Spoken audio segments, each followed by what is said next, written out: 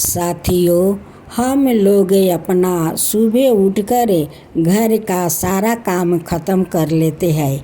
उसका बाद स्नान करते हैं तो पहला पूजा तो हम लोग सूर्य देव के ही करते हैं। सुबह उठकर नहा धोआ कर उन्हीं को तो जल देते हैं।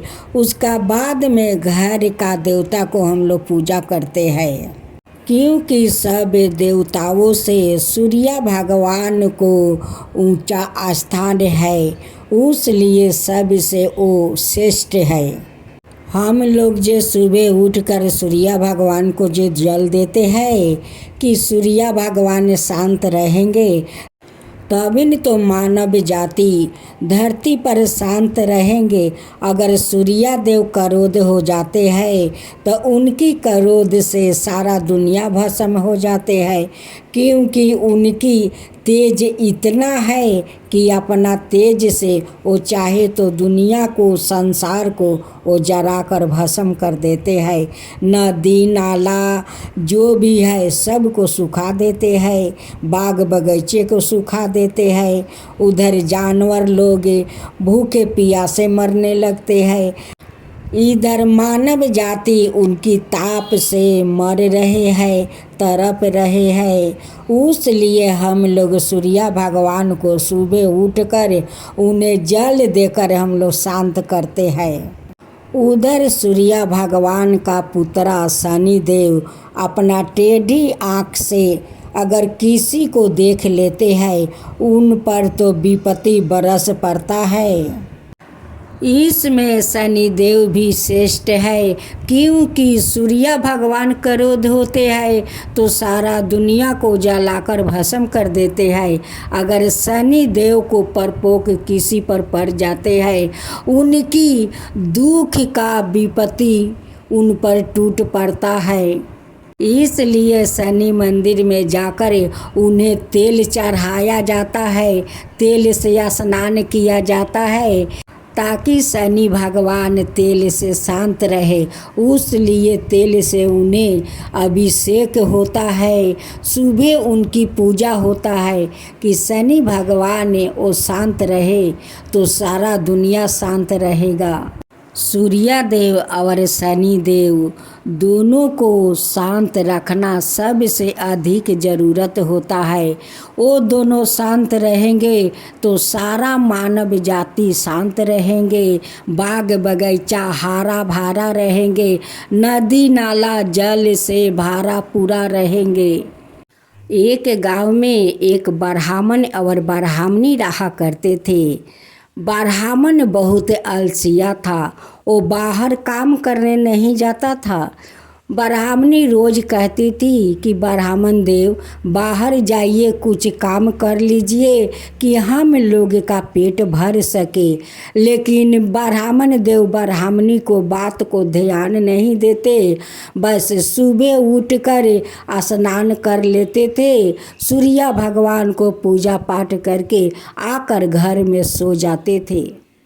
ब्राह्मणी ब्राह्मण देव को कहते कहते थक गई थी, लेकिन ब्राह्मण देव कभी ब्राह्मणी को बात नहीं सुनते थे।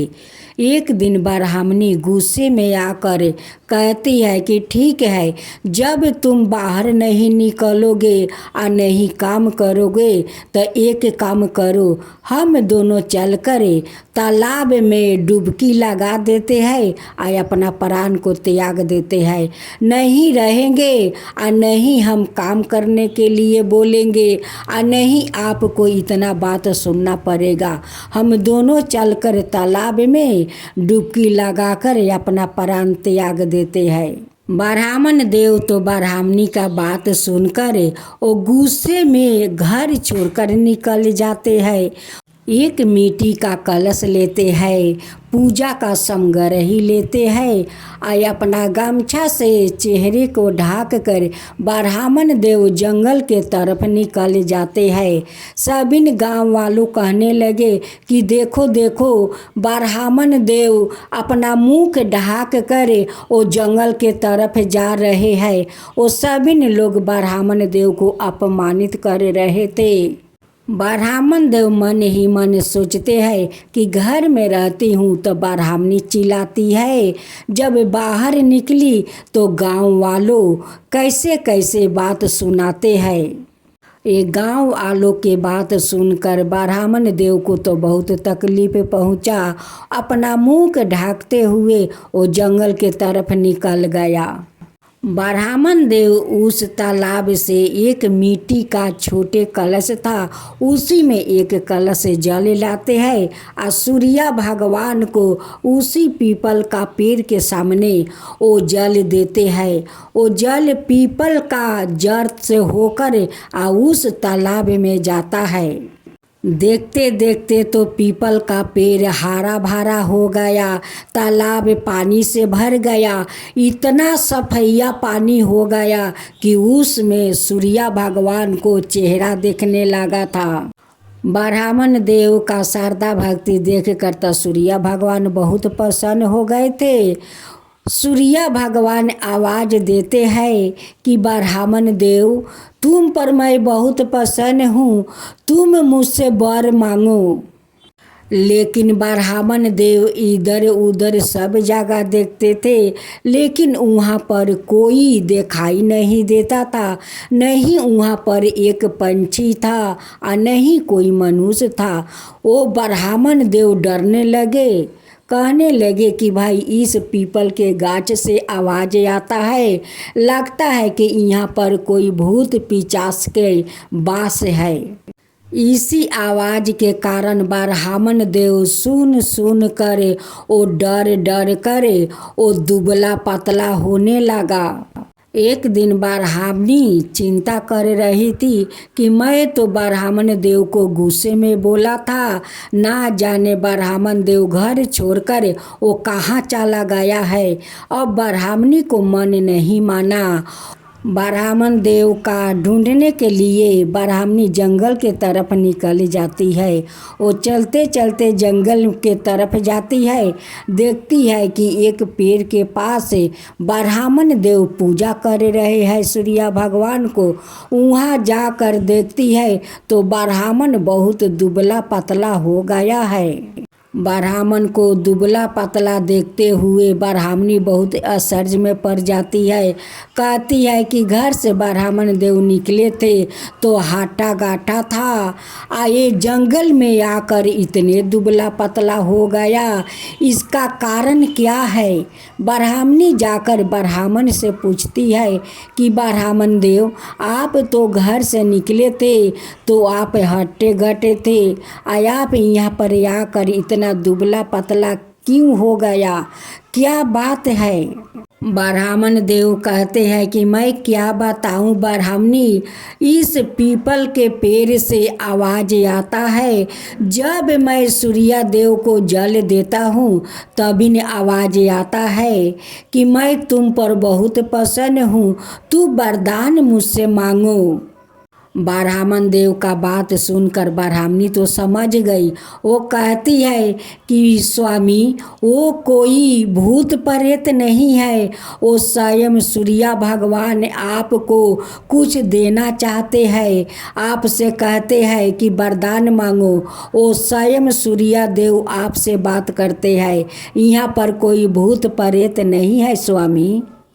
ब्राह्मणी कहती है कि जब सूर्य भगवान देना चाहते हैं तो आप क्यों नहीं सूर्य भगवान से मांग लेते हैं।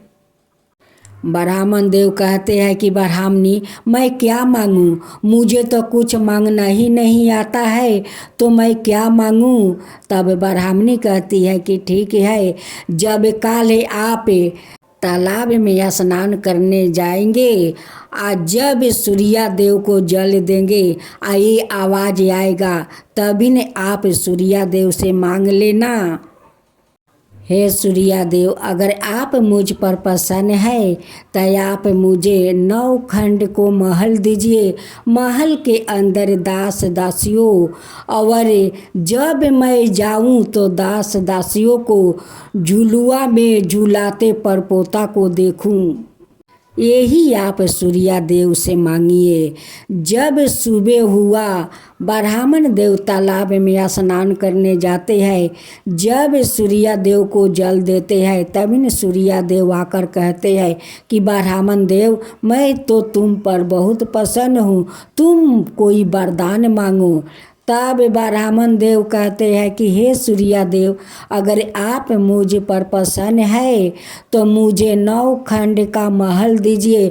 महल का अंदर दास दासियों, और जब मैं जाऊं तो दास दासियों को झुलुआ झुलाते परपोता को देखूं। सूर्य भगवान कहते हैं कि ब्राह्मण देव, तुम तो बहुत चतुर चालाक हो, देखने में तो भोला भाला जैसे लगते हो, लेकिन एक बारे में सब कुछ तुम मांग लिया। ठीक है, तुम्हें सब कुछ मिल जाएगा।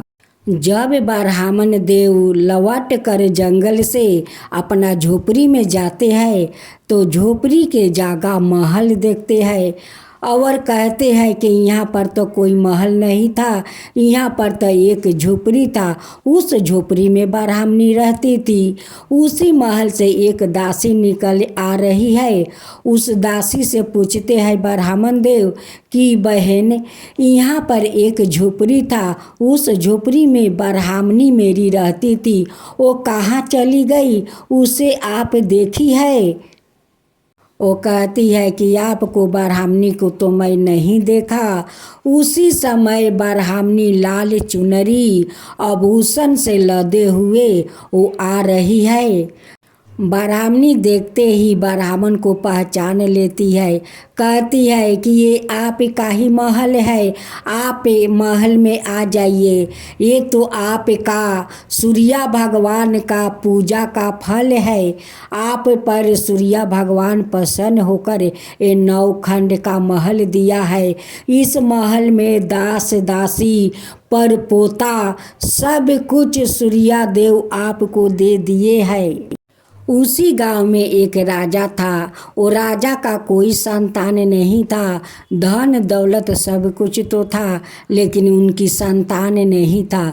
जब राजा का ये बात का पता चला कि ब्राह्मण राता राती इतना बड़ा धनवान कैसे बन गया, जो ब्राह्मण को एक दिन का भोजन नहीं मिलता था, उसका इतना बड़ा धनवान कैसे बन गया। राजा अपना नौकर को ब्राह्मण को घर भेजाते हैं। कहते हैं कि जाओ उस ब्राह्मण को बुला कर लाओ। ब्राह्मण को बुला कर वो नौकर ले जाता है। राजा कहते हैं कि ब्राह्मण देव, काल तो तुम्हारा खाने के एक दाना भी नहीं था, और राता राती इतना बड़ा धनवान कैसे बन गया? तुम किसका घर में डाका मारा है कि इतना बड़ा धनवान बन गया? तब ब्राह्मण देव कहते हैं कि राजन, मैं तो किसी को डाका नहीं मारा, ये तो सूर्य भगवान का कृपा है। उन्हीं के कृपा से मेरा आज इतना बड़ा महल मिल गया है। धन दौलत दास दासी बेटा परपोता सब कुछ मिल गया है। ये तो सूर्य भगवान का कृपा है। राजा कहते हैं ब्राह्मण देव से कि ब्राह्मण देव, मेरा तो कोई संतान नहीं है, अगर आप कृपा करें सूर्य भगवान का विधि विधान पूजा का नियम बता दीजिए कि मैं भी सूर्य भगवान को पूजा कर सकूं। ब्राह्मण देव सारे नियम विधि उस राजा को बताते हैं। राजा ब्राह्मण देव को कहे अनुसार वैसे ही सूर्य भगवान को पूजा किया। और कुछ दिन के बाद रानी गर्भवती बन गई। 9 महीना के बाद रानी खूब सुंदर पुत्रा को जन्म दिया। अब तो राजा का महल में खुशियाँ का ठिकाना नहीं है। सभी लोग आनंद फुर्ती करने लगे। राजा कहते हैं कि हे सूर्या देव, आपका तो महिमा अपरंपार है। आपका पूजा से मेरा घर में खुशियाँ भर गया है, मेरा संतान घर में आ गया है। अब राजा सारा गांव में ढिंढोरा पिटवा दिया कि सभी लोग सूर्या भगवान को रविवार को दिन पूजा पाठ करे, नियम पालन से करे। सूर्या भगवान सभी को दुख हर लेंगे और सबका घर भंडार भर देंगे। अब तो गांव वालों सूर्या देव का नियम पालन करने लगे, उनकी रविवार को व्रत करने लगे, सूर्या देव को अर्घ देने लगे, पूजा पाठ करने लगे।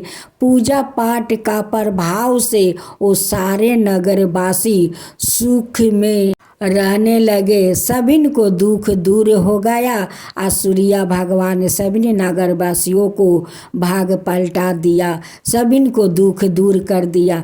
तो हे सूर्या देव, जो आपका काता कहे, जो सुने, जो हुंकार भरे, उन सब के ऊपर कृपा करना। हे सूर्या देव, सब का ऊपर कृपा करना। सूर्या देव की जय हो, सूर्या देव की जय हो।